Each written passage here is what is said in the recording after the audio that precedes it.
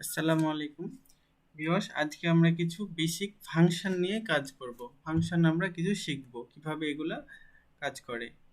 তো শুরুতে আমি দেখেন টোটাল জানতে চাই। এই যে অ্যাকাউন্ট ম্যানেজারের বিভিন্ন মাসে 4টা মাসে তার সেলস আছে, সেলসের ডলার এখন আমি যোগ করতে চাই। তো প্রথমে আমি ইকুয়াল প্রেস করে এটা তো আমি ওই যে প্রথম মাস প্লাস দ্বিতীয় মাস প্লাস তৃতীয় মাস প্লাস চতুর্থ মাস এভাবে যোগ করতে পারি, তারপর এন্টার দিলে এই যে চলে আসবে। কিন্তু আমরা কি করব, এখন এটা ফাংশনের মাধ্যমে দেখতে চাই। এটা আমি কেটে দিলাম।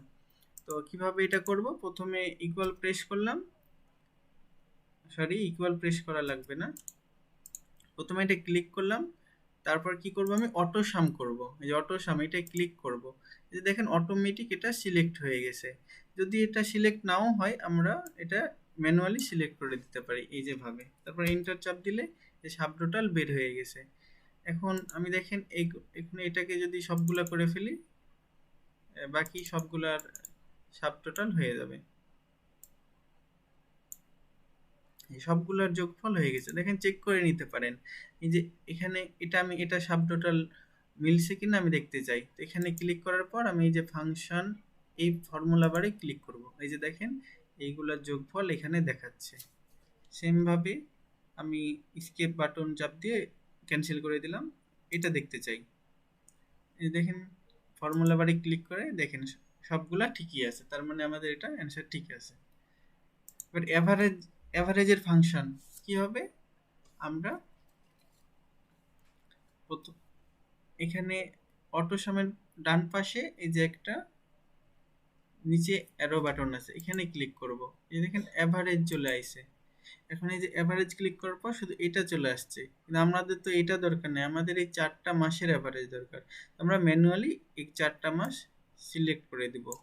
এই যে তারপর এন্টার চাপ দিব, এই দেখেন অ্যাভারেজ চলে আসছে। এখন এভাবে আমি বাকিগুলো করে ফেলতে পারি। ভিউয়ার্স, এটা হচ্ছে আসলো না, হয়তো আমাদের ফরম্যাট সেল একটু ঠিক কারেকশন করা লাগবে। চলে আসছে।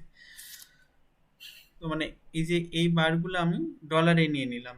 শুরুতে এটা কিন্তু এই যে সেট করা ছিল না, তাই আমি এটা সেট করে নিলাম যে সবগুলা মান যাতে ডলারে আসে। কিভাবে করছিলাম, এই যে এটা ক্লিক করে পুরো সেলটাই কলামটা সিলেক্ট করে ফেললাম।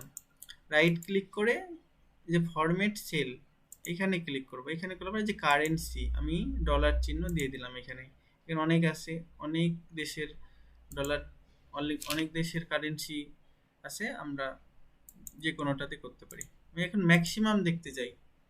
তো ম্যাক্সিমাম যদি দেখতে চাই এখানে ক্লিক করলাম। তারপর আমি এখানে অটো সামের ডান পাশে ক্লিক করার পর এই যে ম্যাক্সিমাম, কিসের ম্যাক্সিমাম দেখতে চাই, আমি এই চারটা মাসের ম্যাক্সিমাম দেখতে চাই। এন্টার, দেখেন এই যে $5,963 তার ম্যাক্সিমাম হয়েছে।